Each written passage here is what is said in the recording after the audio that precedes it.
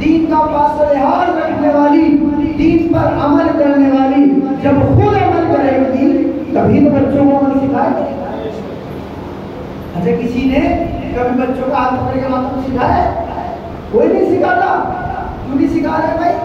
क्योंकि ये बच्चा खुद बखुद माहौल के अकॉर्डिंग अपने आप को ढाल लेता है।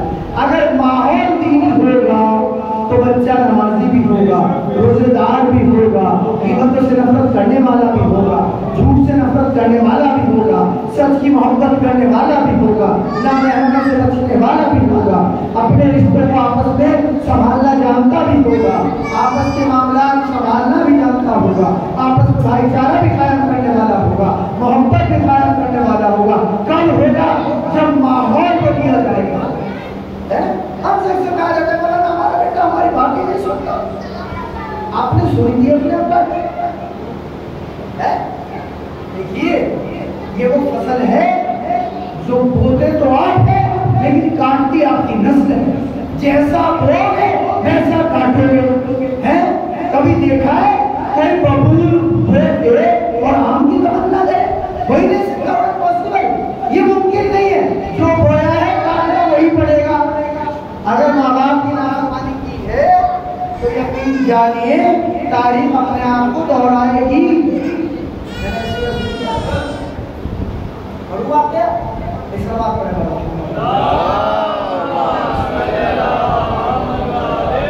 तारीफ अपने आप को दोहराती है। एक जवान जिसकी शादी होती है, शादी हुई, बाप ने सारे अरमान निकाले, इसे हल्के में लिया जाता है।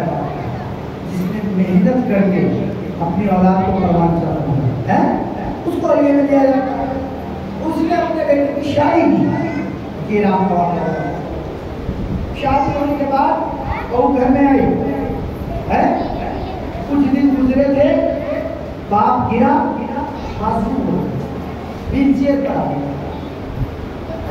वो सच्चाई है तो मैं आपको हर जवान सुने और अपने आप को रखे। बाप गिरा, बीच आ गया, बुखार हो गया, हैंडीकैप हो गया। अब 2-4 दिन 5 दिन तो निभाया गया, लेकिन 10 दिन के बाद मोहतरमा ने क्या कहा? तो मेरे बस का नहीं है। इनकी हिम्मत कराने के लिए उससे शादी की थी। जो शादी होती है खानदान से खानदान जुड़ता है? उधर वालों का इधर वालों को ख्याल रखना पड़ता है, इधर वालों को उधर वालों है। मैं कितनी मुसीबत करूंगी इनके साथ, जब रोज झगड़े हुई कम बेटा उधर लड़के की जान बड़ी मुश्किल में है। सूरत क्या करती, अपने दिल में पत्थर रखा है और बाप को कह के लेके चला, आइए आपको टहला करेगा उस बीच, और एक पहाड़ी पर ले गया। समझ रहे मेरे जवान? एक पहाड़ी पर ले गया और पहाड़ी पर ले जाकर बाप को बीच पहाड़ी पर, जहां से उतरने का भी रास्ता आसान नहीं था हमारे लिए, वो तो मोहताज था, लीजिए वहां छोड़ा। क्या बाबा, अब्बा हुजूर, डैड, पापा आप यहाँ रुकिए, मैं अभी आ रहा है। मैं 10 मिनट में नीचे से होकर आता हूँ, कुछ भूल गया।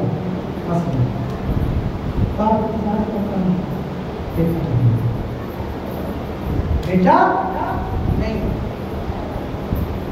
बाप कहाँ गया? बेटे को ले गया। बेटा क्यों नहीं आया? बाप को ले गया। वक्त गुजरता चला गया, इसके यहाँ बेटा कर रहा था, बड़ा हुआ, फरमान चढ़ा, पढ़ाई की गई, नौकरी दिलवाई गई।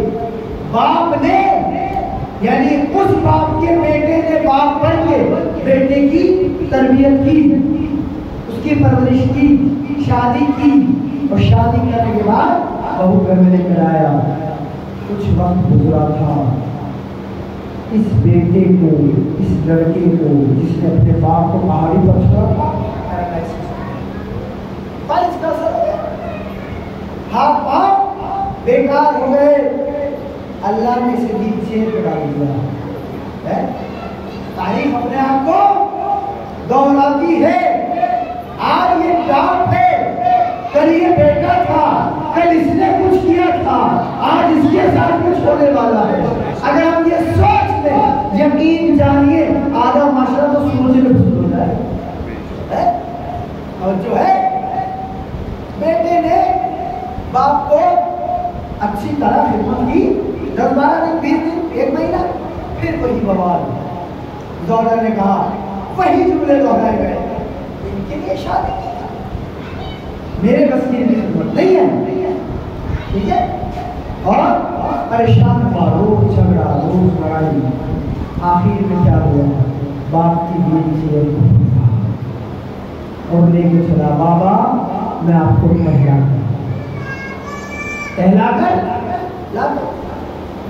कहलाने के लिए उसी पहाड़ी पर देखा ना, तारीफ हमने आपको ये खुदा का निजाम है।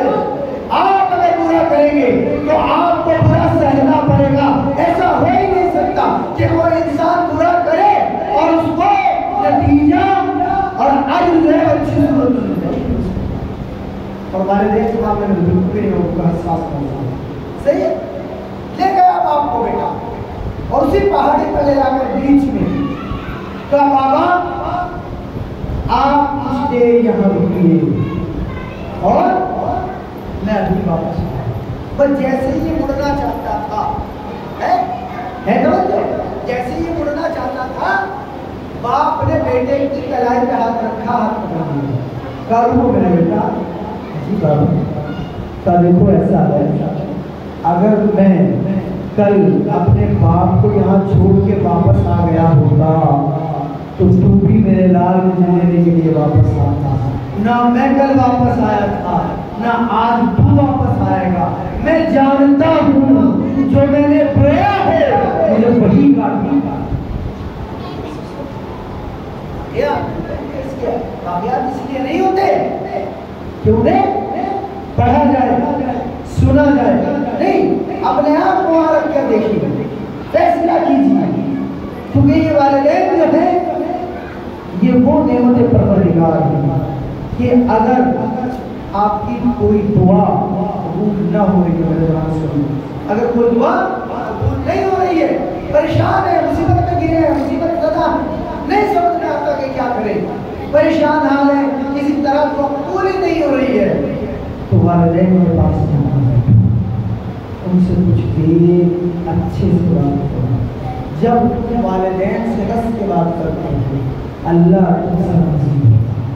जब वो राज़ी होता है तो तुम्हारी दुआओं को कबूल कर दो। लेकिन अगर दुनिया से चले गए,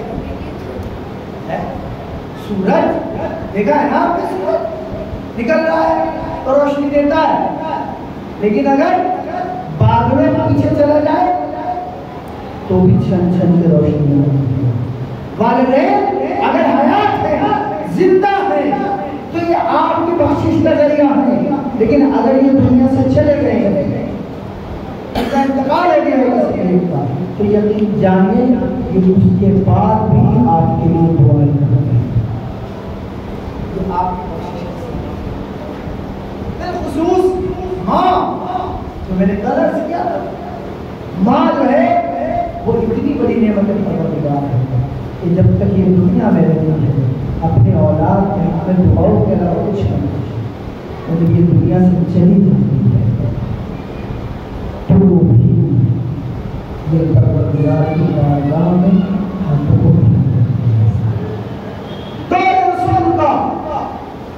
एक शख्स आया, रसूलुल्लाह बड़ी मुश्किल में हूँ, बड़ी परेशानी में हूँ, किसी तरह मेरी दुआ कबूल नहीं हो रही, किसी तरह मेरे से मुश्किल दूर नहीं हो रही। आपने फरमाया अपनी माँ से, है तो अपनी माँ से अपने हक में दुआ के लिए कहो, क्योंकि माँ की दुआ बेटे के हक में मुस्तजाब होती है। जब जनाब अकबर के सामने नामी गिरामी पहलवान आया तो इमाम हुसैन तो दुआ कर सकते थे ना, वक्त का इमाम है, सईदुल शुहदा है, नवासाए रसूल है, लेकिन खुद दुआ के लिए हाथ नहीं उठाए, बल्कि कहा अपने लहरा से कहो कि अपने बेटे के लिए दुआ करे, इसलिए कि माँ की दुआ बेटे के हक में मुस्तजाब होती है। में लेना दुआ करो। रसूल ने फरमाया जाओ अपनी माँ से कहो कि तुम्हारे हक में दुआ करे। आने वाले ने सवाल किया रसूलुल्लाह वो तो दुनिया से जा चुकी, ये जो सामने उससे तो कह सकते हैं भाई आप कि मेरे लिए दुआ करो, अम्मी जान मारे गिरामी आप मेरे लिए दुआ करें। लेकिन अगर दुनिया से चले गए फिर कैसे कहेंगे? तो रसूल ने फरमाया दुनिया से चली गई, कहाँ वो दुनिया से जा चुकी। तो आपने फरमाया जाओ अपनी माँ की कब्र पर जाओ और कब्र को वसीला बनाकर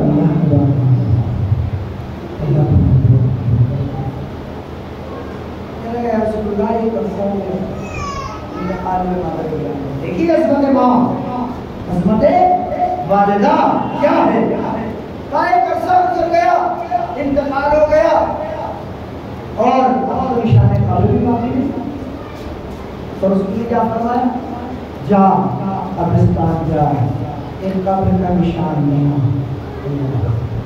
निशान कब्र बना, उसको अपनी माँ की कब्र से तशबीह दे और ये सोच कि तेरी माँ की कब्र है, फिर उसको वसीला बना और अल्लाह की बारगाह में दुआ कर, अल्लाह के दुआ कर। समझे कितना मेरे अजीजों, मेरे जवानों, जिसे परवरदिगार जिसकी दुआ रद्द नहीं करता वो कौन? मूसा जैसा नबी जो कलीमुल्लाह है, हर दूसरे समय पे आपको कुरान में जनाब मूसा का नाम मिल जाएगा। एक सवाल पढ़ने वाला जब ऐसी मजलिस हो तो नींद तो आती, अगर हम सुलाने वाले हैं तो नींद तो आएगी। एक सवाल पढ़ने वाला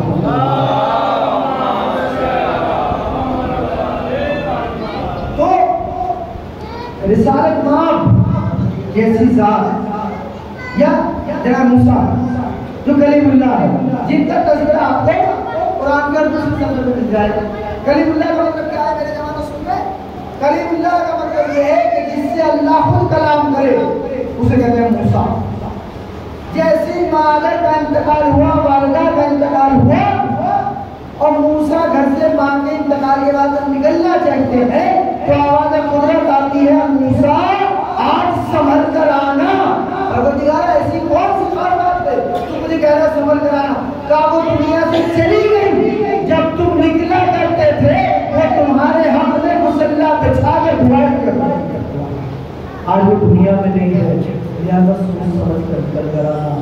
मूसा जैसे नबी को भी माँ की दुआ की जरूरत होती है, क्योंकि हुसैनी माँ कैसी होना चाहिए ये असला, हुसैनी बेटा कैसा होना चाहिए ये जरूरी जानना, हुसैनी बाप कैसा होना चाहिए ये समझना जरूरी है, हुसैनी भाई कैसा होना चाहिए ये हर भाई को जान लेना चाहिए है। मेरे जवान कहाँ से बात बिगड़ती है? जब जवान निकलता है शादी की है, शादी के लिए निकलता है, चाहता है शादी करना, माँ कहती है चांद से दुल्हन लाऊंगी जी, वो चांद आते ही घर का शिराना बिखेर देता है। सही है? हालात बिगाड़ दिए जाते हैं। क्यों बिगड़ते हैं हालात? क्योंकि हम हुसैनी माशरा नहीं बना पाते, इसलिए हालात क्यों बिगड़ते हैं हालात? क्योंकि हम सीरत हुसैन को मुहर्रम में महफूज कर देते हैं, शादियों तक नहीं लाते। सीरत हुसैन शादियों में भी अपनाई जाए, मरने में भी अपनाई जाए, मुहर्रम में भी अपनाई जाए, तो इंशाअल्लाह आखिरत जो होगी वो करबला जैसी होगी। क्यों नहीं हो रही हमारे यहाँ? खराब क्यों हो रही है? करबला जैसी क्यों हो रही? क्योंकि हमने हुसैन को 2 महीना 8 दिन में महफूज कर दिया। हुसैन माशरा तशरीफ पाए, हर कदम पे हुसैन है। कैसे आओ? जब जवान की शादी की जाए, उसके लिए लड़की तलाश की जाए, तो मेरी माँ बहनें सुने, दौलत, शोहरत, नाम, दहेज, खानदान, बिरादरी, कुर्बा, स्टेटस, मेयार, ये सब आपके फासले हैं, रसूल से इसका कोई ताल्लुक नहीं। रसूल ने एक जुमला कहा, जब अपने बेटों के लिए रिश्ते तलाश करो तो लड़की तलाश न करो, लड़की तलाश न करो, फिर कौन तलाश किया जाए? अपनी नस्ल की माँ तलाश करो। इसलिए कि जैसी लाओगे वैसी तुम्हारी नस्ल। अगर दीनी लड़की ले लगाओगे तो तुम्हारे घर में दीन परवान कर जाएगा, और अगर बेहया लाओगे तो बेहयाई का मालिक पहुंचाएगी और तुम पता नहीं तो कुछ कर नहीं चाह कर भी रोक नहीं पाओगे, क्योंकि बेहया ले। इससे बड़ा जिंदा नहीं कह सकते रसूल, इससे बड़ी बात फरमाई। क्या कहा? जब बच्चों के रिश्तों के लिए जाओ तो कूड़े पर पड़ी हुई सब्जियां न उठा लाओ। कूड़े पर पड़ी हुई सब्जियां का तुम नहीं जानते? वो लड़कियां जिनका दीन से कोई ताल्लुक नहीं होता, दीन से कोई लेना देना नहीं होता, मजहब के पास होना होता, कुरान को नहीं जानती, दीन को नहीं समझती, वो ऐसी है जैसे कूड़े पर पड़ी हुई सब्जी घर में बना ली हो, सिवाय तबीयत खराब होने का छोड़ नहीं हुआ। सब्जी खरीदने जाते, कभी ऐसा हुआ है कि सब्जी का ठेला छोड़कर कोई कूड़े पर पड़ी हुई सब्जी उठा रहा है?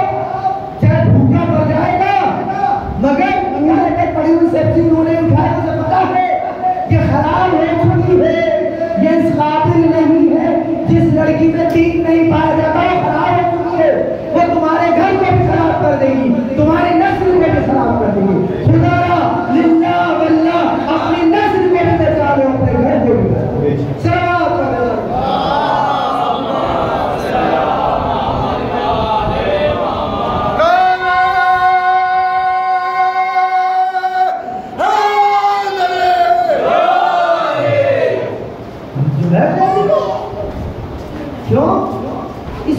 के बाद फरमाते हैं। देखिए ये वो अहम क्वेश्चन है जिनकी तरफ मुतवज्जे करना बहुत जरूरी है। फिर फरमाते हैं जब लड़की देखने के लिए जाओ है, जब लड़की लड़के के लिए तलाश करने जाए मेरी माँ बहने, तो लड़की बाद में देखें। क्या देखें? टाइल लगी हुई है नहीं है, एसी लगा हुआ है नहीं, 4 व्हीलर घर में है या नहीं, अब्बा के पास बैंक कोट है है, जेवरात कितने हैं, बैंक बैलेंस कितना, ये देखें नहीं, बल्कि देखो लड़की से पहले लड़की की माँ को। जैसी लड़की की माँ होगी वैसी ही वो घर का माहौल। अगर लड़की की माँ है इत्तेफाक पसंद न हुई, मोहब्बत पसंद न हुई है, तो हालात ये कर देगी कि रहेगी अपने घर में, चलाएगी आपके घर को। सलावत पढ़ने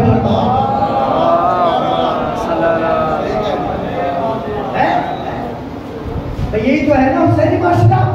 हुसैनी माशरा वो है जहाँ फसाद न होने पाए, और फसाद होने से पहले आपको खबर होनी चाहिए कि इनकी चीजों पर फसाद हो सकता है। कूड़े पर पड़ी हुई सब्जियां न लाओ। लड़की देखने जा रहे हो तो लड़की ना देखो, बल्कि ये देखो कि वो लड़की नहीं आ रही है, तुम्हारे नस्ल की माँ आ रही है। क्योंकि अगर जाहिल आ गई, अनपढ़ आ गई, बेदीन आ गई तो नस्लों में जिहालत सफर करेगी, और अगर बेहया आ गई, यही तो बात है। अगर लड़की से दीन के नाम पर तालीम खींच ली जाए, न दिलाई जाए तालीम, कि दीन मना करता है कि दीन ने नहीं तालीम को मना नहीं, इल्म तुम्हारा थोड़ा और सरमाया ठीक है ना। कोई मना नहीं करता लड़की को तालीम न दिलाई, तालीम दिलाइए, लेकिन तालीम के नाम पर उससे हया न छीनिए। तमाम तर तालीम के जो शोबे हैं उसमें आगे बढ़ना चाहिए, लेकिन उसी दायरे के साथ जिस दायरे में दीन में उसे उससे आगे बढ़ेगी तो बेहया ही होगी, और अगर बेहया किसी घर में आ गई तो पूरी नस्ल को बेहया में।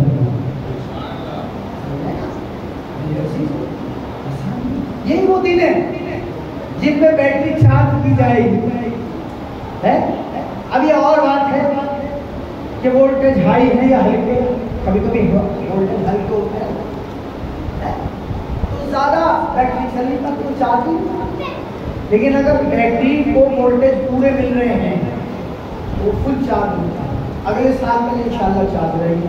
जितनी शादियां होंगी दरमियान में अय्याम अज़ा के बाद, वो सब हुसैनी शादियां होंगी। है सुनेंगे हुसैनी शादी। हमारे यहाँ बेहतरीन और बड़ी शादी कौन सी होती है?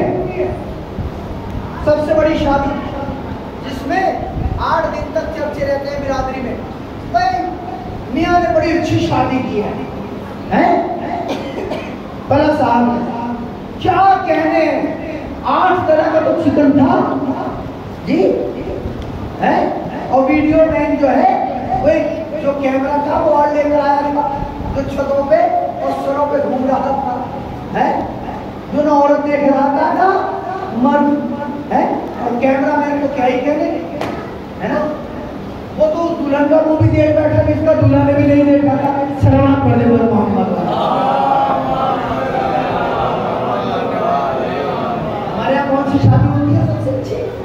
जिसमें सबसे ज्यादा खर्च आए, लड़की का बाप जिसमें बार बार लड़की के बाप का कर्ज में बिक जाए, मरने पर मजबूर हो जाए, लेकिन दे सब कुछ। हमारे यहाँ उस शादी को सबसे अच्छी नजर से देखा जाता है। मगर आइए बारगाह रिसालत माद में हाथों को जोड़कर पूछिए, या रसूल अल्लाह कौन सी शादी है जो आपको पसंद है? रसूल फरमाते हैं कायनात में सबसे बड़ी, सबसे अच्छी, सबसे पसंदीदा शादी वो है जिसमें सबसे कम खर्च है ना। अब तो वहां भी नहीं कर सकता क्योंकि परेशानी हो जाएगी भाई, वरना वैसे ही करना पड़ेगा। सुनिए, हमने बेड़ियां डाली है ये और इनके अंजाम। बस इस मौजूद को यही खत्म करता हूँ, क्योंकि अगर मैं इससे आगे निकला तो कई बार ऐसा होता है कि वो अच्छे दिन जो है वो बुरे हो जाते हैं। भाई ये वाला टॉपिक छेड़ने की क्या, यहाँ से सब टॉपिक छेड़े जाए, यहाँ से सब कुछ बयान किया जाएगा। क्यों किया जाता है? एक वक्त वो था जब मदरसे हुआ करते थे, मुझे नहीं मालूम आपके यहाँ मदरसा है या नहीं, मुझे बता दीजिएगा, आपके यहाँ कायम हो जाएगा इंशाअल्लाह, कायम करा देगा। क्योंकि मदरसा अगर आपके यहाँ नहीं है तो बच्चों के दीन नहीं पहुँच सकता। छोटे छोटे मदरसे जो तंजीम मकातब में चलाए हैं, दूसरे शहरों में चल रहे हैं, यहाँ पे भी चलना चाहिए अगर नहीं चल रहा है, ठीक है? पहले क्या थे मदरसे, बाकायदा उन्हें तालीम दी जाती है और खुतबा जुमा, दीगर बाज, नसीहत। आज कहाँ है? ले देखे आपके पास क्या बचा है? एक मिंबर। अगर इससे भी इस्लाम ना हो तो पास एक वक्त वो था जिसके लिए आपसे कहा जाता था या इनके बच्चों के सामने क्यों? क्योंकि इनके बच्चों को इतना दिल है हमारे यहाँ के। तो अल्लाह ने पता नहीं कौन कौन सी नेकियां आपकी आप करा दे, क्या यही सच्चाई है? आज हमारे बच्चे में इतनी तारीफ है क्या कि बड़े बड़े मुफक्किर से बहस कर सके? खुदारा जो तालीम की बात आपकी आंखें चिल्ला रही और आगे बढ़ते रहिए, मजलिसों में वक्त से आइए और जब तक जाकिर न उतरे तब तक न जाने, और ऐसे लोगों को बुलाएं जो माशरे से कमियों को दूर करें, बुराइयों के बुराई पे टिक करके क्लिक करके बुराई छुड़वाएं। ये है हुसैनियत, ये है हुसैनी माशरा। मेरे अजीजों, सोचने की जरूरत है, फिक्र करने की जरूरत है। सवाल करने वाला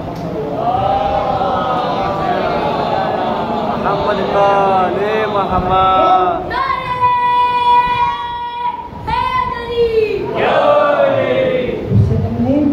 जो कुर्बानी दी है, अपना घर लुटाया है, किस लिए? सवाब के लिए। क्या आप मजलिस में आएंगे महज इसलिए कि सवाब मिलेगा?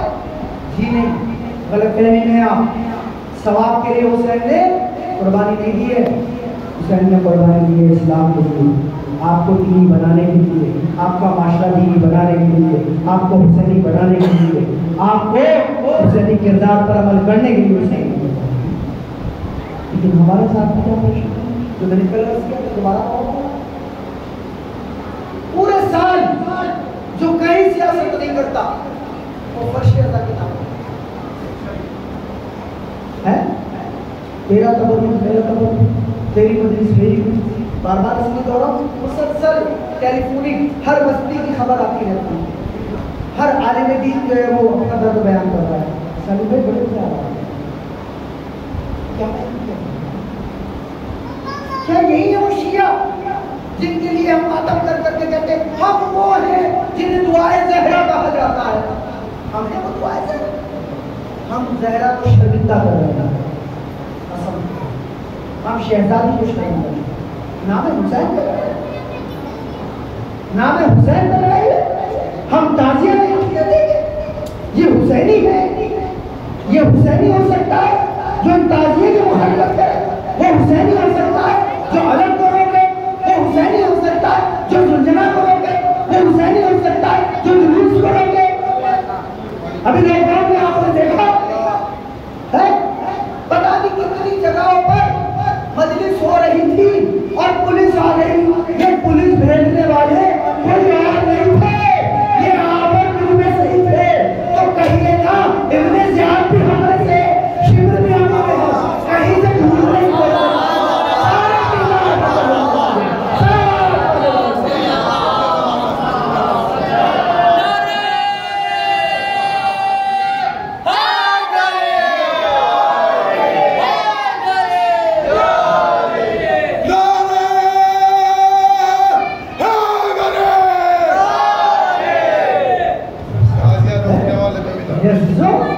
किसी को ढूंढने की जरूरत है।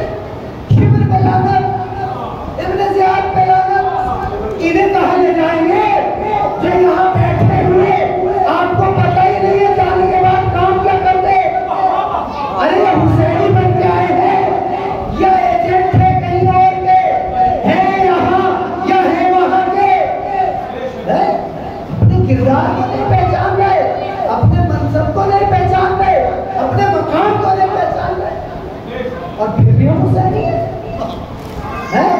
सब कुछ करे और फिर हुसैनी आए। कैसे हो सकता है? फिर हम मोमिन हैं।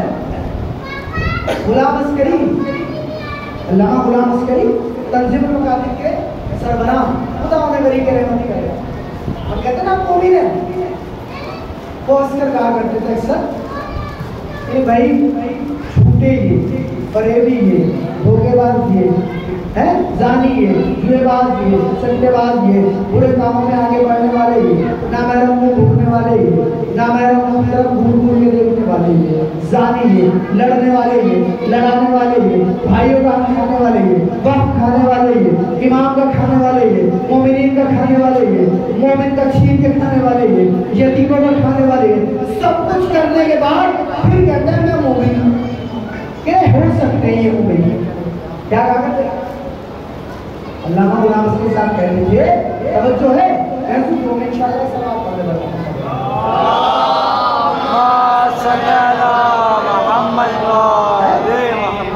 उस पर क्या कहते हैं सारी कमियां में पाई जा रही है और फिर कह रहे हैं मोमिन हो सकते हैं। मोमिन ये एक शर्त हो सकते हैं, अगर अपना नाम ही मोमिन रख ले तो मोमिन हो सकते हैं, अलामत तो कोई नहीं पाई जाती। सलमान पढ़ना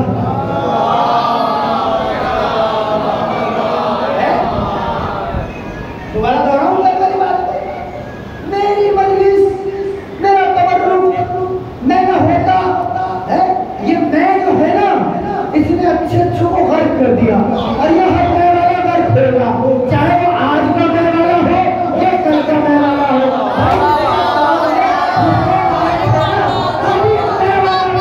कहाँ है वो मैं वाला?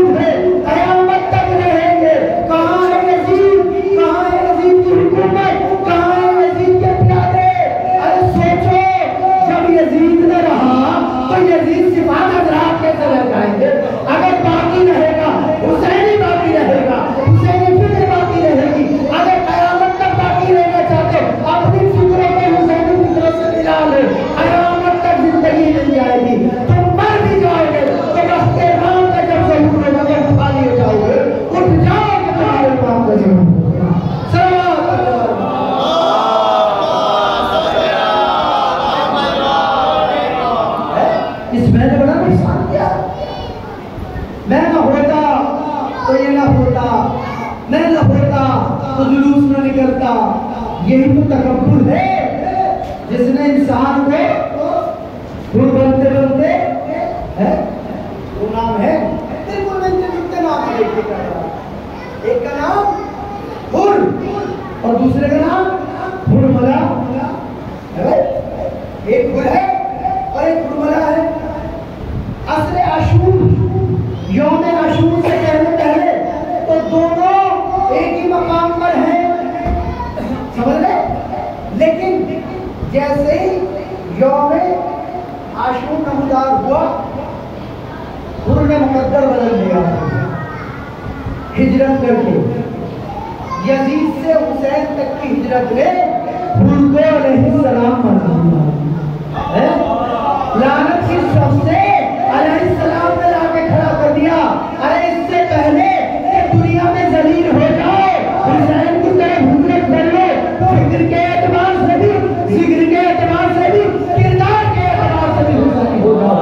जब तक किरदार के हुसैनी नहीं होंगे तब तक दुनिया में भी जलील होते रहोगे, आखिरत में जलील है। मैं ना होता, ये ना होता, मजलिस ना होती, मिंबर ना होता, है फर्श ना होता, तबर्रुक ना होता, जाकिर ना होता। मेरे अजीजों, गलतफहमी है, तुम नहीं थे, है जब तुम नहीं थे तब भी अदादारी हो रही थी, तुम नहीं रहोगे तब भी अदादारी होगी। और माफ कीजिएगा, अच्छा तो आपकी मजलिस से भी होगी, है होगी, बेफिक्र रहे, होगी। ये अभी और क्या मजा क्या क्यों ऐसा? वो जो माहे रमजान में कैद था, है कैद था ना ये और बात है कि उसने अपने कुछ नुमाइंदे छोड़ रखे थे जो माहे रमजान में भी पान खाकर थूकते हुए फिर रहे थे और बता रहे थे कि हमारा दीन से कोई ताल्लुक नहीं। हजरत शैतान में इतना चार्ज कर गए हैं कि उनके बाद भी उनकी जिम्मेदारी, उनकी ड्यूटी हम पूरी हो है। ऐसा चेले छोड़ गए, लेकिन माए मौलम दलील क्या है? दलील ये है कि माहे मुहर्रम से पहले शादियों में भी सब एक जगह थे, अकीकों में भी एक जगह थे, हैं? शादी और अकीकों को छोड़ दीजिए, मजलिसों में भी एक जगह थे। सारे सोइम की मजलिस में भी शरीक होते हैं, 40वें की मजलिस में भी शरीक हुए, बरसी की मजलिस में भी शरीक हुए, क्योंकि अब्बा की बरसी थी तो शरीक हुए उनके मुंह को, इनके मुंह को, है अब्बा की बरसी थी तो शरीक हो गए। लेकिन जैसे ही मुहर्रम का चांद नमदार हुआ, तेल में के बीज बो दिए गए। ये कौन है जिसने बोए? ये वही है जिससे शैतान भी शर्माता है? शैतान का बाप है। क्यों? क्योंकि शैतान तो सिर्फ वसवसा पैदा करता है, मगर ये जो शैतान का बाप है ये मुहर्रम के नाम पे सतगाह फसाद बर्पा करता है। इसको लक़ब मिलना चाहिए शैतान के बाप का।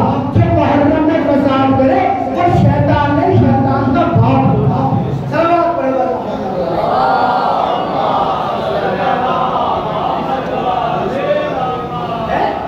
मेरे अजीजों, शैतान से मैंने कल भी रस किया था, आज भी रस किया। शैतान के लिए जरूरी नहीं है कि वो कुछ ऐसे लिबास में आएगा जिसको आप देखने के बाद फोन कह देंगे लाभ वाला, ऐसा नहीं। वो तो टोपी लगा के भी आ सकता, शेरवानी पहन के भी आ सकता है जी, अम्मा लगा के भी आ सकता है, आबा कबा पहन के भी आ सकता है, काला लिबास पहन के भी आ सकता है। पहचान क्या है? पहचान ये है कि वो लड़ाने की बात नहीं। अगर वो लड़ाने की बात करे तो समझ लो ये शैतान है, क्योंकि हुसैनियत का नाम मिलाना है, लड़ाना नहीं। हुसैनी ना लड़ते हैं ना लड़ने देते हैं, वो तो छोड़ के एक तरफ हो जाते हैं। हम जहाँ हैं बस वही हुसैन हुसैन कर लेंगे, हम फसादी नहीं हो सकते, इसलिए कि हमारा ताल्लुक फसादियों से नहीं है, हुसैनियों से है। हम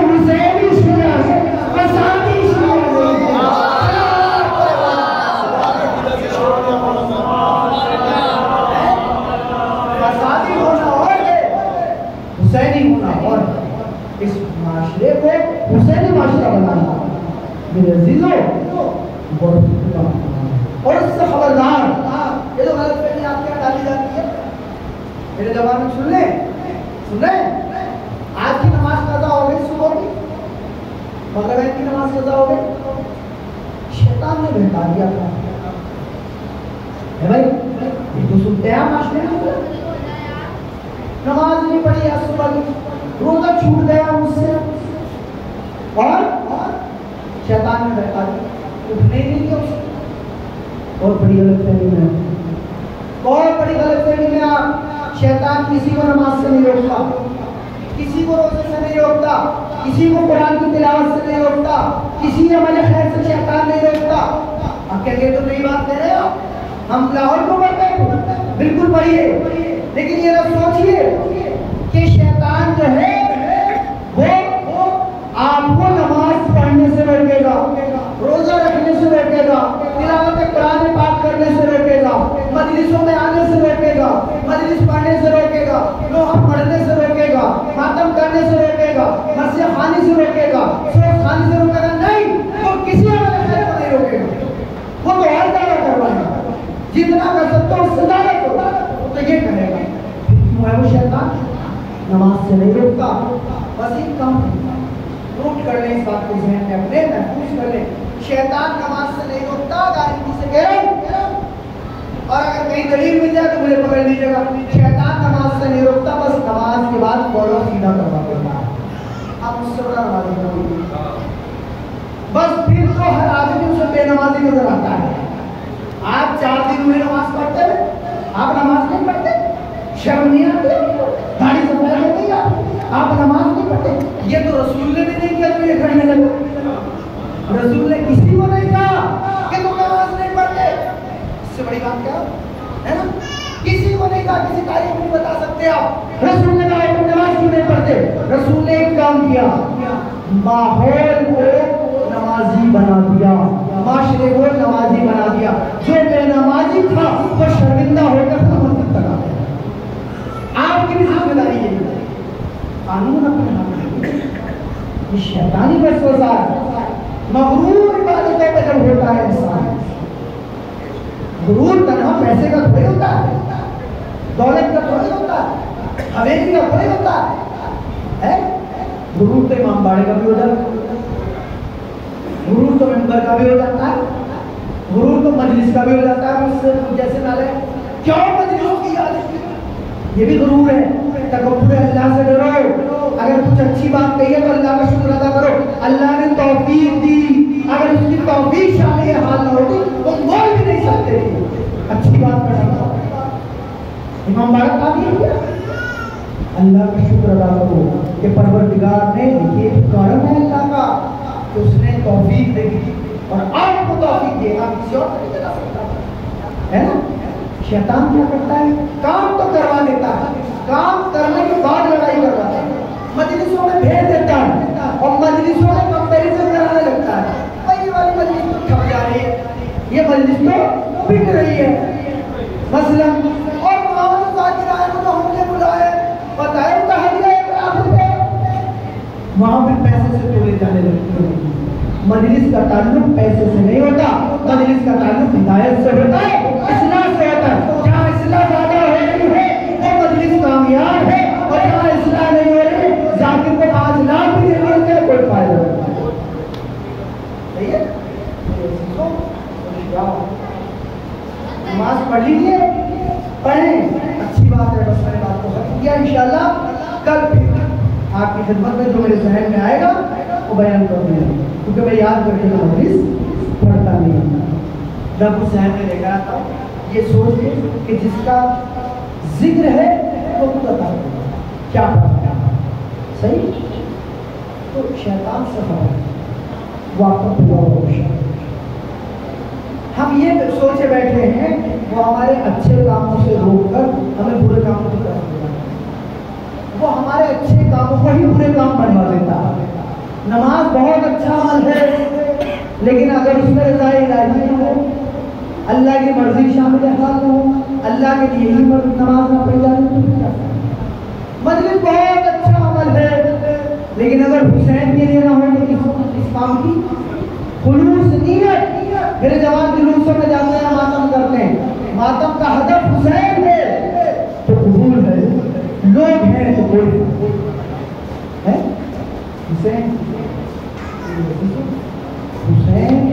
जो अगर हुसैन किसी को बुलाना चाहते हैं ना कहीं, तो फिर खत भेज के बुलाना,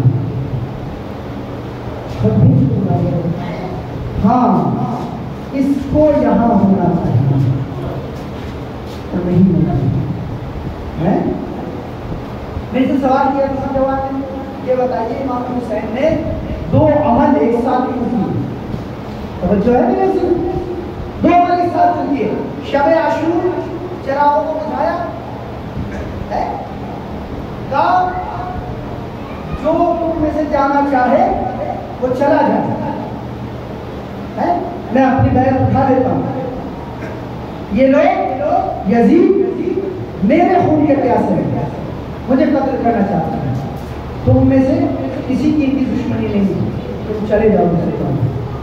चिराग बुझा दिए गए, फिर ऐलान किया जाओ चले जाओ, कोई नहीं गया, फिर चला गया, फिर फरमाया देखो अगर तुम्हें यजीद का खौफ तो मेरा एक जानिसार अरावतदार तुम्हें सरहद के पास छोड़ा, तुम्हारी जान की अमान है।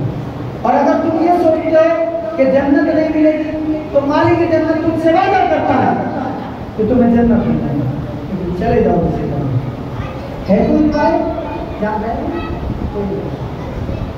यहाँ तक के इमाम हुसैन ने हाथ ऊपर परवरदिगार गवाह है ना, जैसे साथी मुझे मिले ना मेरे नाना को मिले थे, ना मेरे बाबा को मिले थे, ना मेरे भैया हसन को मिले। एक तरफ तो ये अमल है और दूसरी तरफ क्या अमल है? यौम आशूरा हर दिन नासिर में सोना, हर दिन में सुना है, कोई तो मेरी मदद करे। जवान का सवाल अच्छा कहता मेरे समझ नहीं आता, शब आशूर मौला चिरागों को बुझाकर लोगों को भेज रहे हैं, जाना है चाहता है चला जाए, मैं जन्नत की जमानत भी देता हूँ, मैं जान पे अमान भी देता हूँ। और यौम आशूर इमाम मज़लूम आवाज में है कोई मेरी मदद को आए। ये 2 किरदार इमाम ने 2 ही दिन में क्यों दिखाए?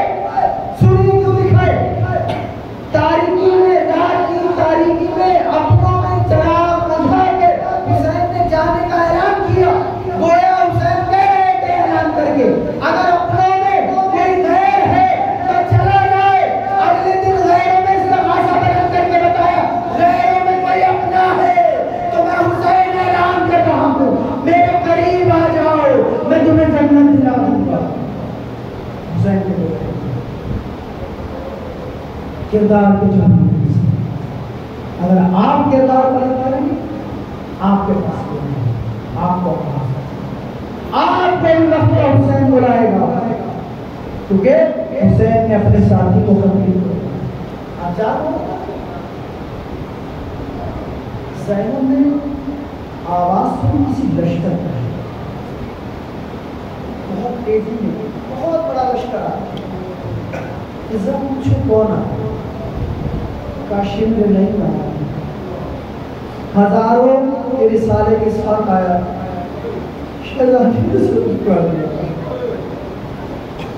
मेरे माँ जाए को बुला दे, मेरा दिल बैठ जाता और माँ कहती मेरा दिल बैठ जाता है, माँ जाए को बुला दे।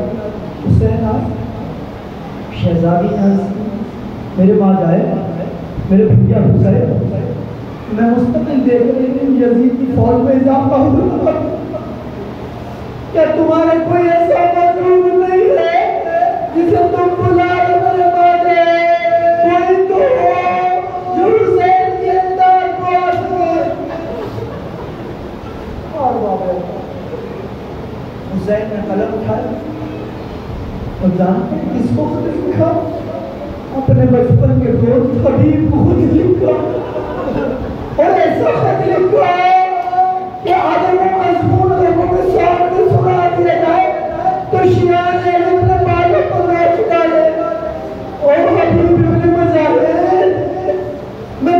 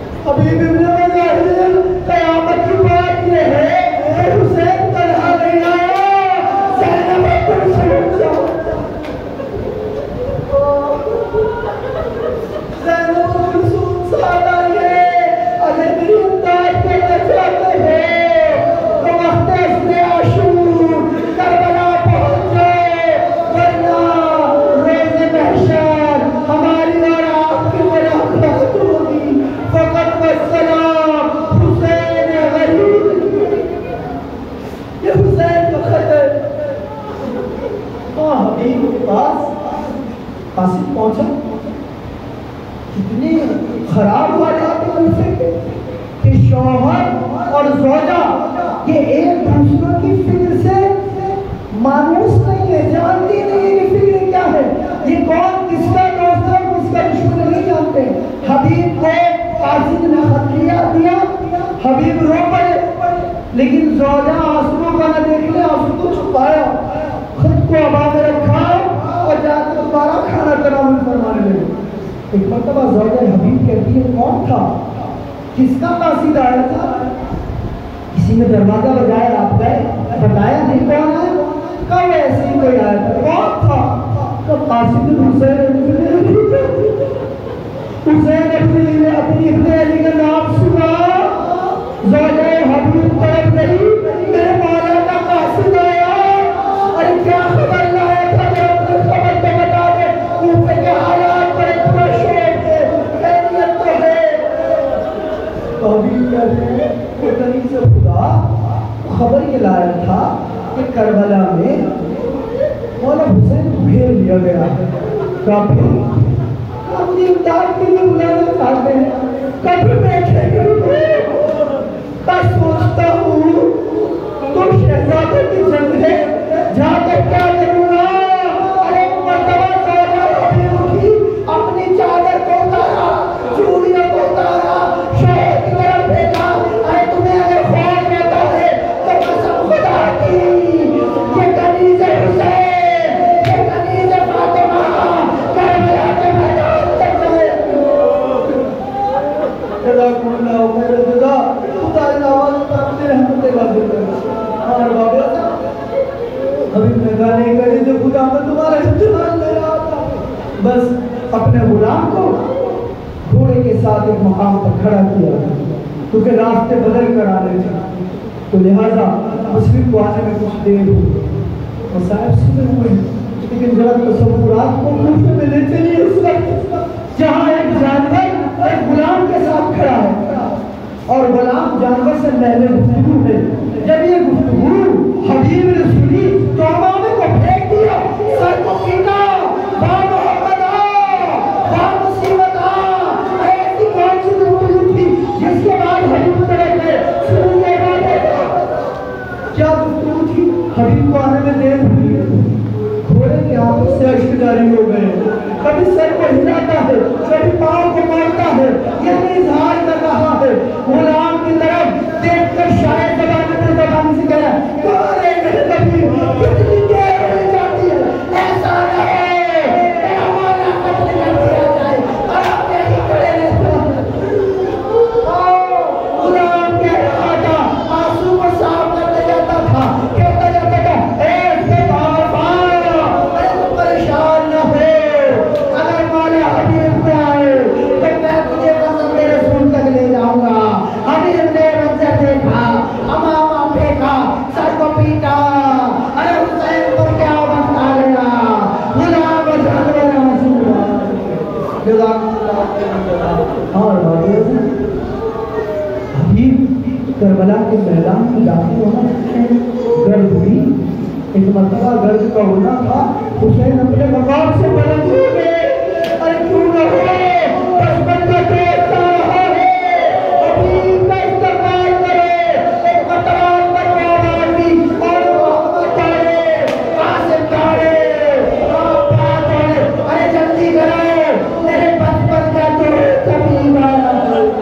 हबीब ने तो खबर पहुंची, अरे ज़ैनब की खुशी से आंसू निकल गए।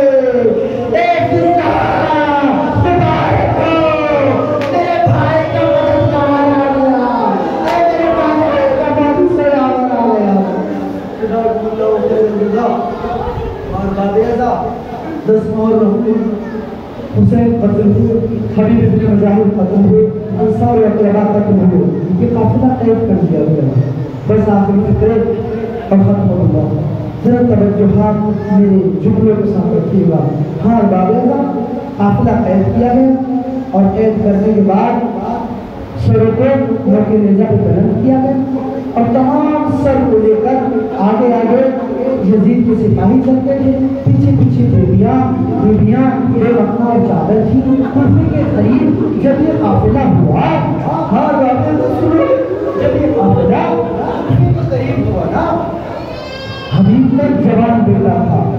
उसको मालूम हुआ कि मेरे बाबा को कत्ल कर दिया गया, खान बाबा ऐसा मेरे बाबा को कत्ल कर दिया गया। जब उस बेटे को मालूम हुआ तो उसने एक फौज तैयार की, एक छोटी सी टुकड़ी फौज की तैयार की और वो टुकड़ी लेकर वो कूफे की जाने बढ़ा और यजीदी फौज से उसने जंग की। जंग करने के बाद हबीब इब्न मजाहिम के बेटे ने हबीब का सिर ले लिया। हबीब का सर हबीब के बेटे की गोद में था, हाथों में था। एक मर्तबा महबूब के करीब से गुजरा, सैयद सज्जाद हथकड़ी और बेड़ियों पे खड़े थे, बाप के सर के नीचे खड़े थे।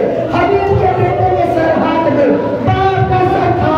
सुनिए हबीब के बेटे के सुनिए, एक मर्तबा से उसके